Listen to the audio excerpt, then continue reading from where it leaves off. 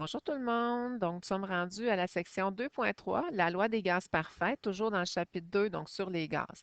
La loi des gaz parfaits, donc c'est notre avant-dernière formule. Donc, pour aller donc la trouver, donc dans le fond, on a regroupé les observations de la loi de Charles, la loi de Gay-Lussac, la loi donc de Boyle et Mariotte, et ça nous a donné donc la loi des gaz parfaits. Donc, cette loi-là, ben, elle permet de décrire le comportement des gaz réels lorsque la température puis la pression, donc, s'éloignent pas trop là, des valeurs donc normales. Autrement dit, lorsque on est proche d'être à TPN, température et pression normale. Mais qu'est-ce qu'un gaz parfait? Donc, un gaz parfait, théoriquement, répondrait à toutes les lois simples, puis pourrait donc expliquer aussi, donc est expliqué par la théorie donc cinétique, par son comportement. Fait que, les particules de gaz, on se rappelle, hein, donc pour un gaz parfait, n'ont aucune interaction entre elles. Les gaz rebondiraient sans perdre d'énergie. Leur collision avec les obstacles donc serait parfaitement élastique. On pourrait même abaisser la température jusqu'au zéro absolu jusqu'à 0 Kelvin sans que le gaz deviendrait liquide, sans qu'il se liquéfie. Mais, tu sais, on le sait que, hey boy, donc habituellement, donc un gaz parfait l'est seulement en théorie. Fait que nous, ben, c'est sûr que les gaz avec lesquels on travaille, ben, on dit que c'est des gaz donc réels. On va y aller donc avec la démonstration mathématique de notre nouvelle formule sur la loi des gaz parfaits. Fait qu'on va aller donc écrire ici que c'est notre petite démonstration mathématique. Donc, démo maths. Je travaille avec ma tablette graphique, fait que j'écris pas super bien. C'est notre nouvelle formule ici qu'on peut encadrer. PV est égal à nRT.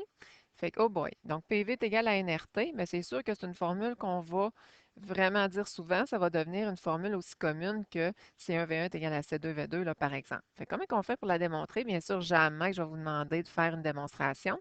C'est qu'on prend toutes les lois simples. On se rappelle, hein, quand on divisait le volume par le nombre de moles, ben, ça nous donnait donc une constante. Pression fois le volume, étant donné que c'est inversement proportionnel, lorsqu'on multipliait, donc ça donnait une constante.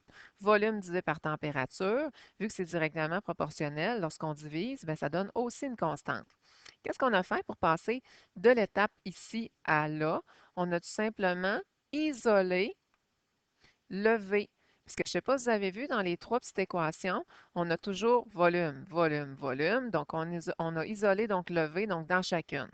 Fait que ça veut dire qu'en isolant donc le V, ça va nous donner V, notre formule qui va être presque complète, PV est égal à nRT.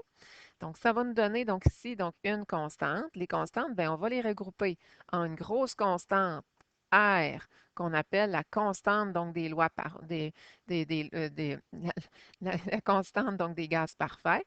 Ensuite, ben, regardez, on fait fois le nombre de moles, fois le nombre de moles, divisé par la pression et fois la température. Ce qui nous donne donc cette formule-ci.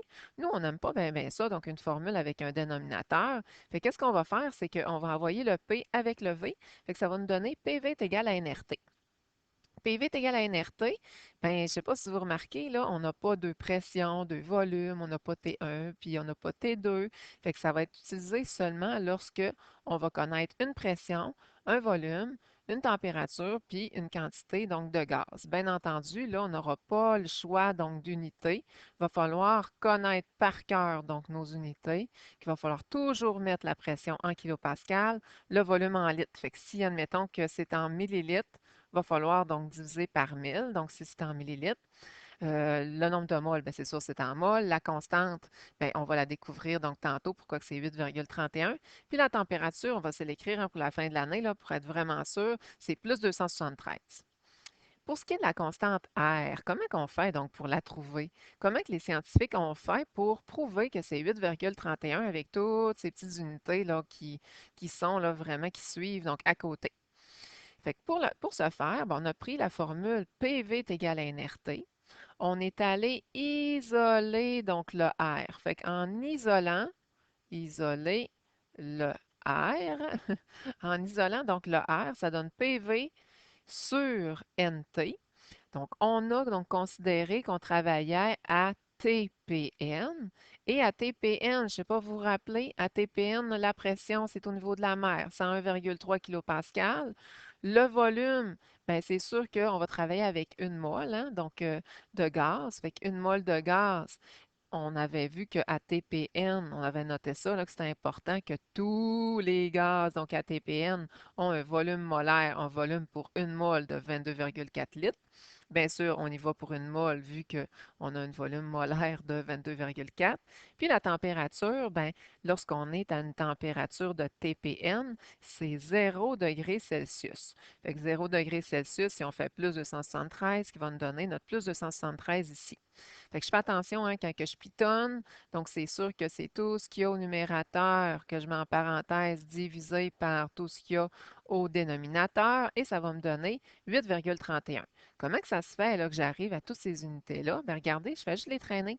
Ça donne des kilopascales fois des litres ou des litres fois des kilopascales divisé par des moles divisé par des kelvins.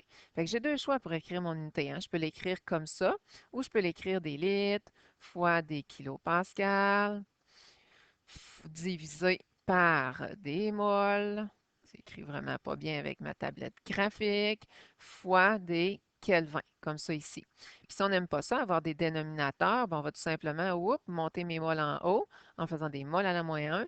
Et mes kelvins, ben, je vais monter ça en haut en faisant des kelvins à la moins 1. On a le droit de faire ça en mathématiques, ce qui fait que ça me donne notre constante. En passant votre constante, je vais toujours vous la donner avec les formules à l'examen.